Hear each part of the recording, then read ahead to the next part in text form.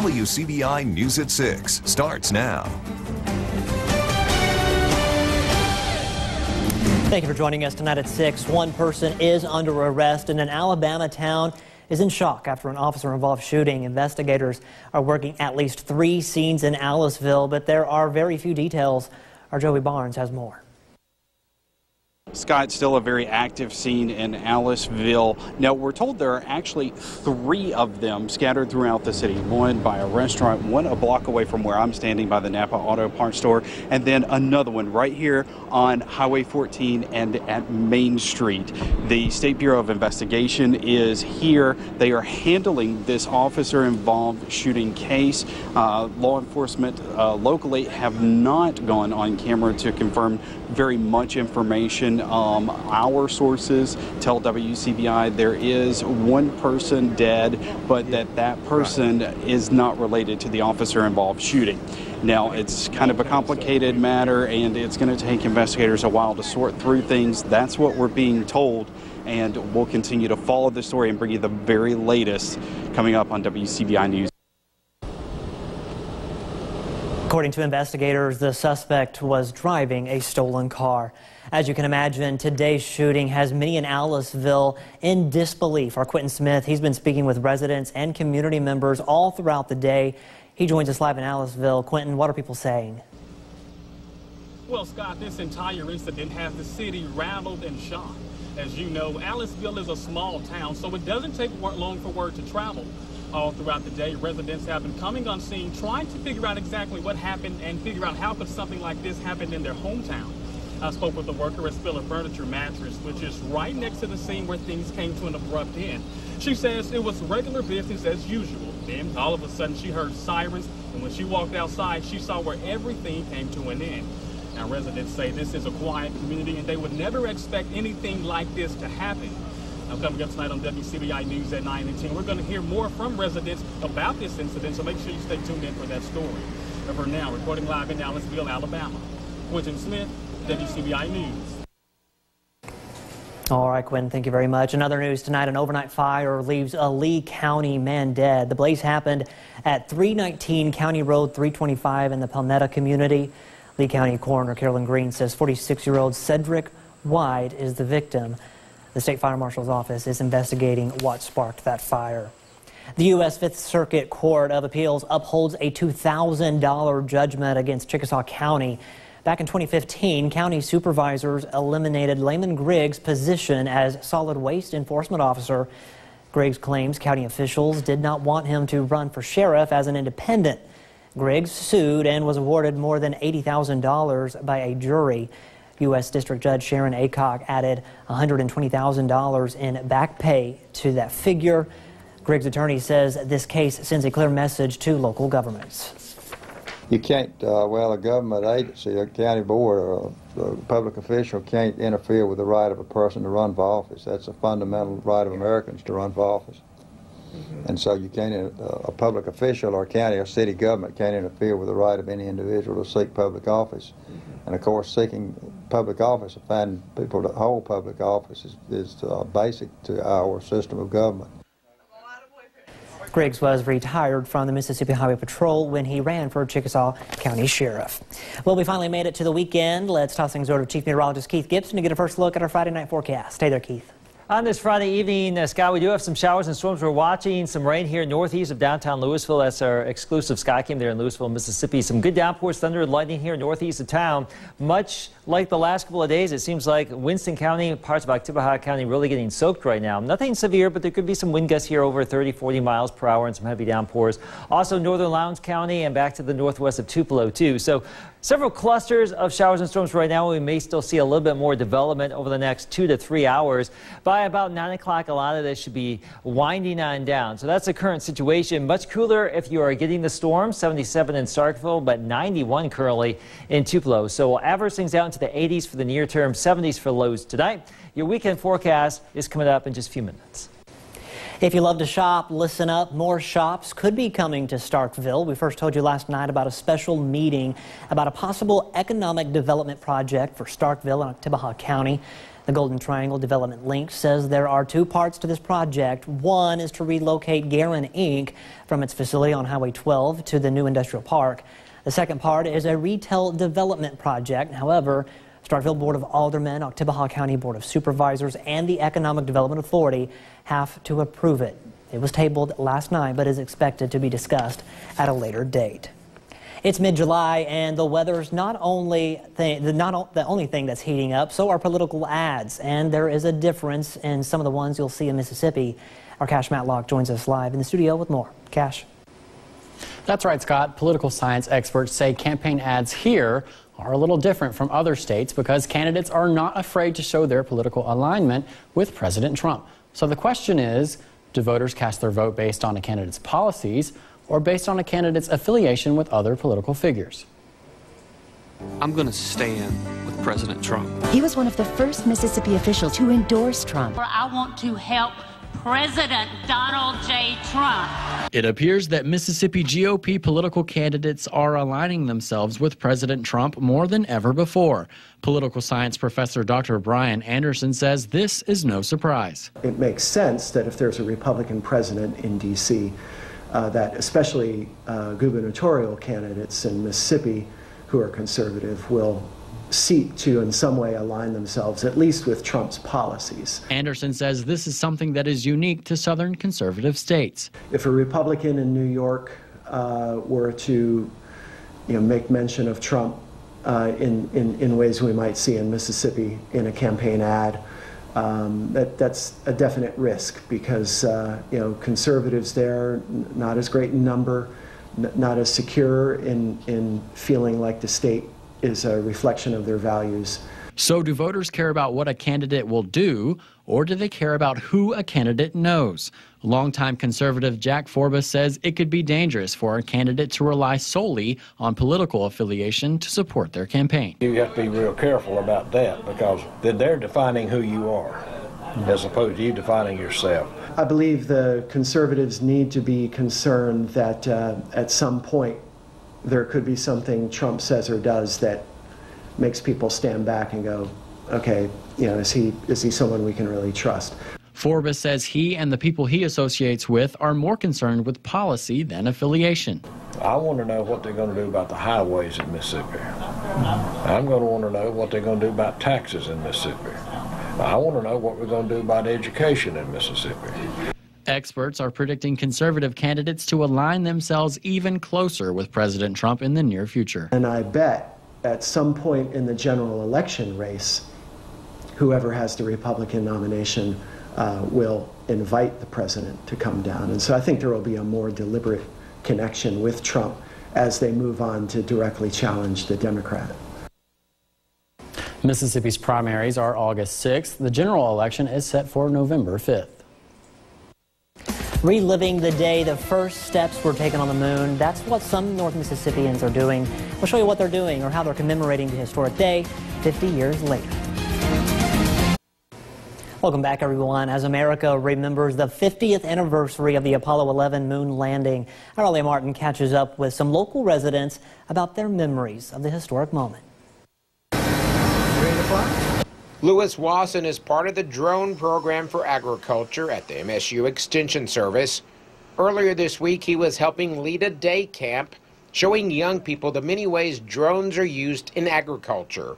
Wasson remembers exactly where he was 50 years ago when NASA put a man on the moon. I was living in Starkville, Mississippi, and we had an old Zenith black and white television. And I remember just looking at it. And of course, I love the space program growing up in that era. And so Apollo 11 was it's a huge deal for me. It's one small step for man, one giant leap for mankind. Wasson says his interest in the space program as a kid played a major role in his career path as an adult.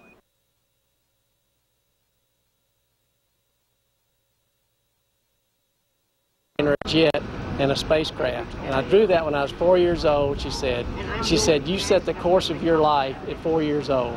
And so it's amazing how much the space program just really impacted me because I grew up with it. Anyone fortunate enough to remember the Apollo 11 mission knows what a milestone it was for the United States. I was 4 years old, and like many boys my age, my imagination was captured by those daring astronauts. In fact, I even had my own astronaut helmet. I remember being able to stay up late to watch the moon landing. 50 years later, the memories are still vivid for myself and others. At that time, when that first happened, I remember my parents being so just nervous that something bad was going to happen. Yeah. So yeah, that's my biggest memory of it. It's how nervous my dad was. Such a hard man, you know. Yeah. And for him to be nervous about something for me as a kid was like, wow. Guys like me, you know, I was kind of a nerd, and so I was really interested in current events and things that were going to make history. And to be brutally honest, I'm not trying to put you on. I knew we were going to do it when Kennedy said, let's do it in '63. I mean, I was raised that America could do anything it wanted to do, including putting a man on the moon. Of course, we knew that the technology had to catch up with the concept and the idea. But it was a pretty big deal in West Point, Mississippi. We all talked about it. That first moon landing is also known for uniting the world for a brief moment and having a lasting impact on technology used by everyone today. Allie Martin, WCBI News. Head on up the ladder, Buzz. Time there. Tomorrow marks the 50th anniversary of astronaut Neil Armstrong's first steps on the lunar surface. Scattered showers and storms across our region right now. That's where we are currently situated. We are looking at upper 80s to around 90 on Saturday. More scattered showers and storms likely around here. Your full forecast is next. Your WCBI First Alert AccuWeather forecast with Chief Meteorologist Keith Gibson. 618, a live view in downtown Columbus. We have a couple of downpours looking back to the north here from downtown at WCBI. And you can see northern Lowndes County and also parts of southeastern Clay County and southern Monroe County. We do have some heavier downpours lifting from south to north here. So a little radar tour and skycam tour coming on down here. There's the wet weather in Starkville. Pretty wet there right now with this shower and storm complex. A little bit of thunder and lightning in this and some refreshing breezes to cool things down from the heat and humidity that we've had. A live view in Louisville looking back to the northeast. We've been watching some showers and storms just to the north and east of Louisville, and you can see it right there beginning to shrink in size and scope. So maybe the heaviest rain will not make it into downtown Louisville, but we'll see. Back to the northeast from downtown Vernon at Durham's Pharmacy. We're watching some showers trying to redevelop here. And notice this interesting feature here. We have colliding outflow boundaries, and that's helping to produce that little cell north of Caledonia. And we may see some additional showers and storms here from Vernon up to Sullivan here in the not too distant future. And also to the northwest of Tupelo. A live view right there. Some showers and storms here moving over towards Prentice County and into the Boonville area. So that's what's happening here locally. More showers and heavier rain and storms down to our southeast right now. This little disturbance is moving back to the west, and our odds of rain will be going up as we get into the weekend too. So tomorrow in the morning, probably not a lot happening initially, but we'll watch that little disturbance kick back into Mississippi and West Alabama. So the odds of rain will be with us during the course of the day. We really can't time it out. We'll just have to wait and see exactly how this stuff forms in the morning, and that will really dictate what happens later on when those little boundaries get out there. Same story on Sunday too. Maybe some showers and storms in the morning, and then continuing into the afternoon too. Clusters of showers and storms possible all weekend long. We're down into the upper 70s where it's really raining. 73 in Starkville, but Oxford and Tupelo still in the low 90s. Most of us will be down into the low and mid 70s tonight, and a good chunk of what is out there on radar now should be gone by about 8 or 9. Tomorrow, upper 80s to around 90. Again, those rain chances will be with us. Next week, here comes a front. Lower humidity by Tuesday night, it would appear. Here's your AccuWeather 7-day forecast. Around 90 tomorrow, upper 80s Saturday or Sunday into Monday. Only 82 on Tuesday. Rain chances dwindle by Tuesday afternoon. And look at those lows in the 60s by the middle of next week. Here's your forecast. More of the show after the break. Your WCBI Sports is brought to you by your local Ford dealers. Go further. Thanks for tuning in. I'm Chris Bolton. The high school football tour continues with the Pickens County Tornadoes. The Tornadoes are hungry to bounce back from a fourth-round playoff exit. Pickens County is stop number 26 on the high school tour. WCBI's 60 Schools in 60 Days is brought to you by Sparklight. The Pickens County Tornadoes enter this season with one goal in mind. We're going to make it to state. I'm expecting us to make it to state, but I'm knowing that we will. I feel that we are mentally and physically better than we were last year, and we got a chance to win it all. This group basically going to be like last year. We got a lot of big-time players, a lot of players we're going to need to step up this year, too. So, I mean, basically we just at the same mindset, trying to come in and win the state championship. This year, man, we just got to stay motivated, play as a team. I just got to step up and be a leader, and that's about it. This is a group that's played together for years, developing a tight chemistry led by quarterback Algeron Edwards. It helps because he knows the plays and he knows the wide receivers, so he can throw it right on the money to our wide receivers, and they can make more plays for us. We already got us a chemistry. We got a feel for how we can control each other, so basically it's just like a brotherhood with us. One thing about this team, we have a lot of guys that really want to go play college ball, so I mean they know the expectations and they know the expectations of themselves and how they should play or how they should lead the team. So I mean everybody knows what we should be doing. Man, help us real good, man. Like we know each other move every time, so it's good. The team leaders feel they have learned a valuable lesson from last year as they head into the season. We can't get the big head. Like, we can't underestimate one team. Every team is the same, so we got to play it just like we play the other game. You got to keep a level head. I mean, you can't take no opponent lightly. I think that's what we did fourth round. We went up there, we had the big head. We just thought we were going to get the win, but outcome was different. But, I mean, this year we're going to come in and remain humble every team that we play. For a senior class has come so close to a state championship, a title would be the perfect way to ride out. It'll mean everything to me. Me being a quarterback for 3 years, it'll mean a lot. Getting there my first year losing, then losing the fourth round last year, it'll mean a big thing for me to win this year. Man, it mean the world to me, man. Just making everybody proud, bring it back to Reform, Alabama, man. Reporting in Reform, Alabama on the high school football tour, Chris Bolton, WCBI Sports. 60 Schools in 60 Days with Pickens County High School was brought to you by Shop and Save, Vernon Dental Clinic, and Alpha Agent Alicia Clark. With the new school year closing in, former Houston Hilltopper Blaze Gann has committed to continue playing Division III baseball at the MUW. In his 4 years as a Hilltopper, he had 61 hits and 33 RBIs in his 81 games played. Blaze described the W as the full package with a great nursing program and a baseball team that's proven successful.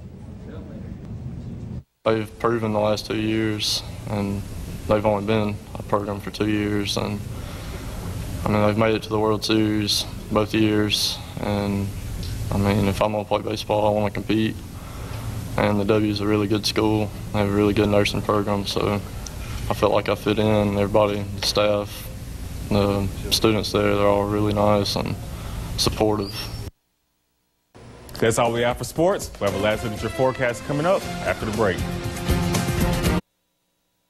Well, you do have some clusters of showers and storms out there. These will be raining themselves out here over the next couple of hours, Scott. So those will go away. We do anticipate more for this weekend. I know you were anticipating a potential pool day tomorrow. I was keeping my fingers crossed. I don't know, maybe early. We'll see. But once those storms get going, there'll be more cloud cover.